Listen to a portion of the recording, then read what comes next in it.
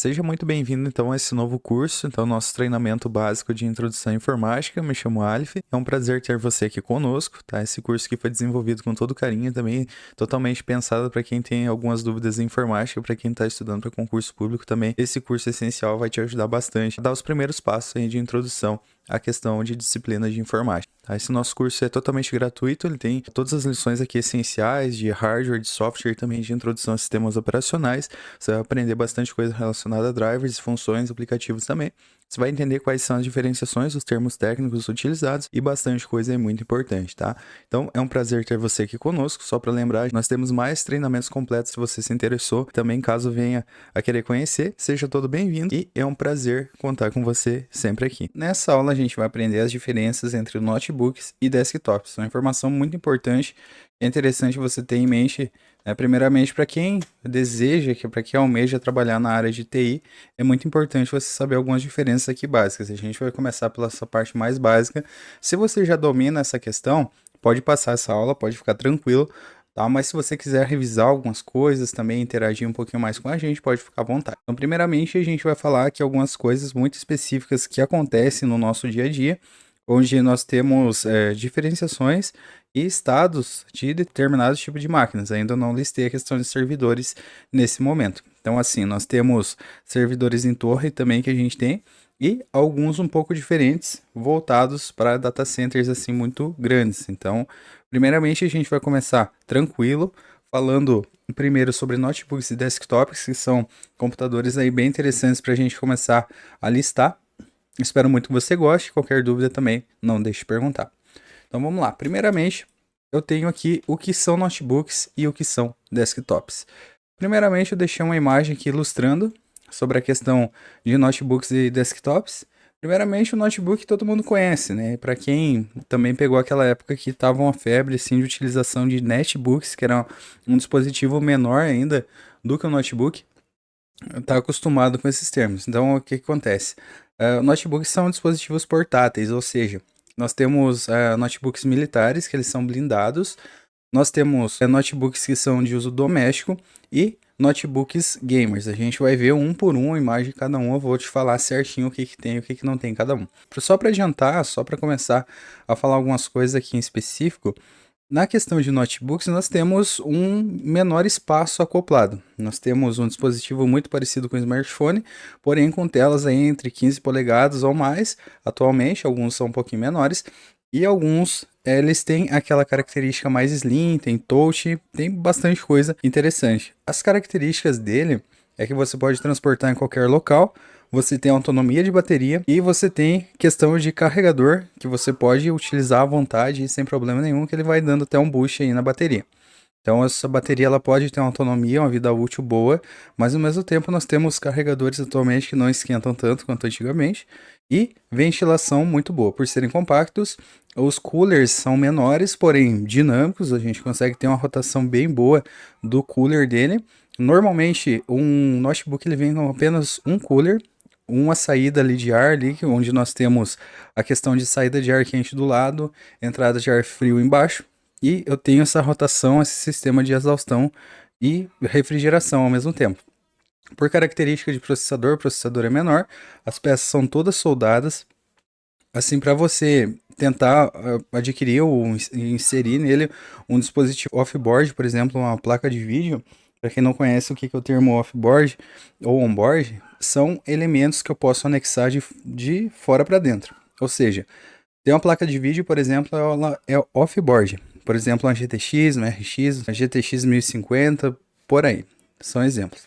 Por exemplo, se eu pegar uma placa de vídeo de um computador e tentar anexar no notebook, não é possível. Ao menos que você manje muito de eletrônica e consiga fazer esse critério. Então, algumas pessoas conseguem, mas ele fica algo que, entre aspas, uma gambiarra, né? Então, é caso que funcione.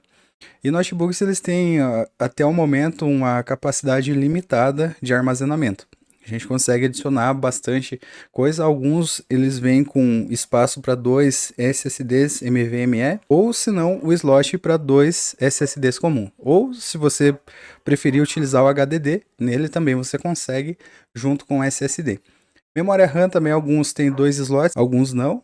E ele tem essas características tranquilas aí. Questão de brilho de tela, tem como você ajustar diretamente nas configurações de sistema dele, também é bem tranquilo. E essas são as características primordiais dos notebooks. Então agora vamos lá para desktops. Eu peguei um desktop de uma marca aqui bem conhecida, só para exemplificar mesmo. A imagem aqui do Google mesmo, eu só deixei dessa forma aqui para ilustrar o que significa. Então a gente vai falar o que são desktops. Desktops, eles são conhecidos como computadores ou microcomputadores que a gente conhece. Eles normalmente a característica é de ficarem em local fixo. Eles detêm de uma fonte de alimentação acoplada e essa fonte de alimentação ela converte essa energia que vem diretamente ali de 220 ou 110, eles convertem para a voltagem certa, tanto para monitores quanto para o gabinete. O gabinete também tem uma fonte, que quanto maior a fonte, mais potência ela vai ter. Por exemplo, fontes comuns, 250 watts. Aí para escritório, por exemplo, 300 watts. Fontes gamer, para cima de 500 watts. Porque tem bastante coisa rodando e quanto mais watts, mais potência, mais voltagem vai consumir, por consequência, mas mais componentes ele vai conseguir rodar. Só que assim, para a gente começar bem devagar, bem tranquilo mesmo, o que acontece? Eu tenho a característica do gabinete. Muitas pessoas costumam chamar essa peça aqui que está aqui do lado, onde eu tenho todas as entradas USB, de fone de ouvido, de microfone, algumas pessoas conhecem como CPU. Por exemplo, eu tenho que trocar minha CPU, por exemplo, a minha CPU é preta, eu quero trocar por uma cinza, quero trocar por uma gamer. Só que o termo correto é gabinete. CPU, unidade central de processamento. Unidade central de processamento é o nosso processador, que ele tem núcleos, que ele tem cores, ele tem threads, ele tem bastante coisa acontecendo nele. Tem os pinos, alguns são diferentes os pinos também. E eu tenho Intel, eu tenho AMD, por aí vai. Aí eu tenho processador como CPU. Esse gabinete é o que hospeda essas peças dentro dele. Então, uma placa-mãe, uma placa de vídeo, uma fonte, outros elementos ali também junto na placa-mãe, por exemplo, elementos de refrigeração, ventoinhas, coolers, water coolers, tem bastante coisa hospedada dentro desse gabinete. Então, ele é como se fosse um elemento que eu vou parafusando outras peças dentro dele e ele vai hospedando ali, fica tudo armazenado, depois eu posso fechar e só deixo separados os fiozinhos ali para ligar, é questão de eu monitorar através do LED e ele funciona assim. Então ele tem elementos de entrada e de saída, por exemplo, eu tenho o mouse, eu tenho o teclado, tenho dispositivos aí de saída também, por exemplo, o monitor. Então vamos lá, a característica do monitor. Então a diferença que eu falei no notebook, que você tem ajuste de brilho, brilho adaptável, outras coisas, então você consegue fazer no notebook diretamente pelo sistema. No computador eu tenho botões ali no meu monitor onde eu consigo na tela, então lembrando, monitor tem monitor de áudio, que são caixas de som, e eu tenho monitores de vídeo, que são as telas. Então elas têm variação de controle de brilho, de saturação, de contraste, outras coisas também, modo gamer e várias outras coisas. Tem a taxa de atualização em Hz, alguns variam, alguns que são ali mais tops ali entre 140 e 144 Hz, a taxa de frequência. E assim, eles variam também na questão de tamanho. Alguns antigamente tinham bastante 14, de 18 polegadas, atualmente nós temos de 27, 32 e até mais. Alguns são curvos e tem uma diferença aí bem interessante.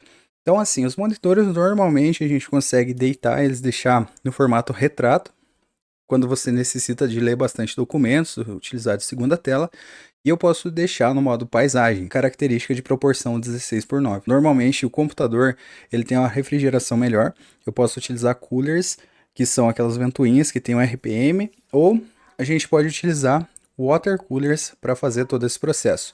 Eu posso trocar peças tranquilamente, eu posso indexar peças também melhor, porque eu tenho espaço, eu tenho entradas, eu tenho todos os suportes acontecendo nesse nosso computador.